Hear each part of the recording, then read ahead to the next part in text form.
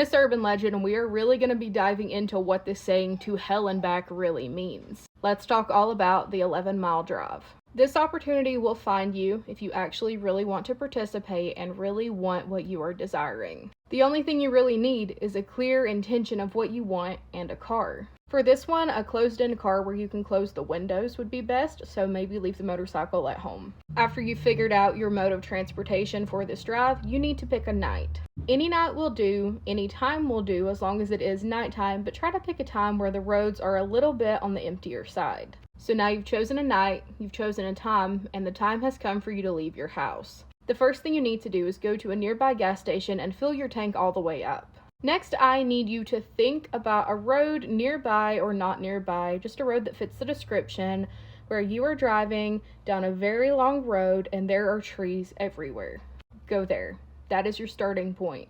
Oh, and I forgot to mention, you have to be alone. You can't bring a friend. So start on your journey to this long road surrounded by wooded areas. Once you're there, start paying attention, and you'll soon see a road kind of appear out of nowhere in the trees. You won't find this road on any map, and it really doesn't exist. Essentially, this is a road into another dimension, another universe, whatever you want to call it. Not only will you get a major feeling in your gut that you are seeing the right road when it does appear, you will see little hints on the outside of the road. Maybe if your desire is infinite wealth, you will see a dollar bill laying there. If it's love, you may see roses or something in a heart shape. You will know that it is your road, and when you're positive, turn down that road.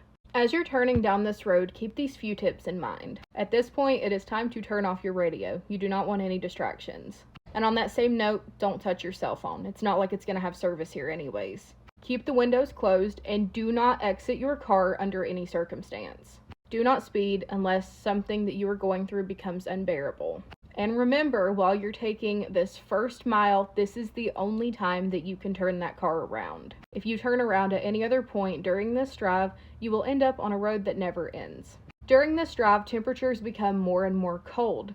On the road that never ends, that is not an exception. So you will eventually run out of gas and you will lose your life from the frigid temperatures. Each mile is a test, an obstacle to see how badly you want the thing that you desire. And each mile is a little bit different, so let's start on the first one. The first mile is seemingly normal and will give you a ton of false hope because it's just like any other road. The only difference with this road and any other road are that you will notice the air starting to get very chilly no matter if it's the middle of summer where you are. Also, if you look up, you will see the sky filled with stars. These will be more stars than you've ever seen in your life.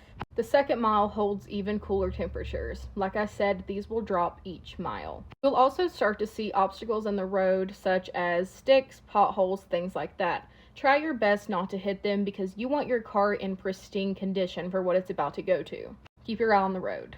On the third mile, you'll start to see shadow people in the tree lines. I'm going to remind you this several times, but it is so important that you do not look at these shadow people. Yes, they are getting closer, you're right, but don't look at them. And if you weren't already on a dirt path, on this mile you will now be on one. And it will also start to narrow, so get in the middle. On the fourth mile, these shadow figures are still going to be hanging around, but now you're going to hear them. You're going to hear their whispers just in the back of your mind. Tune them out as best as you can. Do not pay attention to what they're saying. Instead, focus on why you're doing this drive in the first place. Because if you focus on their whispers, you are going to attract them and get them closer to you. On the fifth mile, if you look to your left, the tree line ends and you'll see a lake that seemingly has no end and the most beautiful moon you have ever seen. Do not look at this moon. If you look at this moon for too long, the road in front of you will disappear and you will end up in the freezing lake. On the 6th mile, you have returned back to nothing but woods and the moon and stars have disappeared, leaving nothing but an empty black sky. Your headlights are now the only thing giving you light and they're starting to flicker. Don't panic.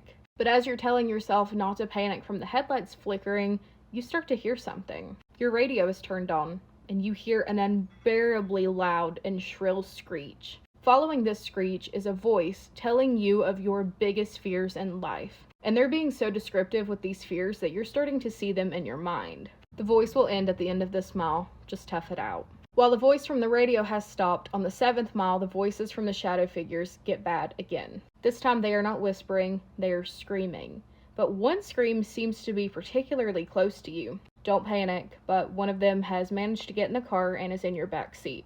Ignore it. Do not look at it. Whatever you do, do not turn around and look at it. Stay focused on the road. Think about why you're doing the drive in the first place. This thing will leave if you ignore it long enough. There's a theory that these shadow people are nothing more than people who have tried to do this drive themselves and failed. So they're now spending eternity trying to bring as many people to them as they can, because misery loves company. On the 8th mile, you'll need to slow down quite a bit as the road is going to get very windy. The temperature outside is now so cold it's unbearable, and the shadow figures are still screaming. On the 9th mile, your car will stall and completely stop. There is nothing you can do about this, it's part of it.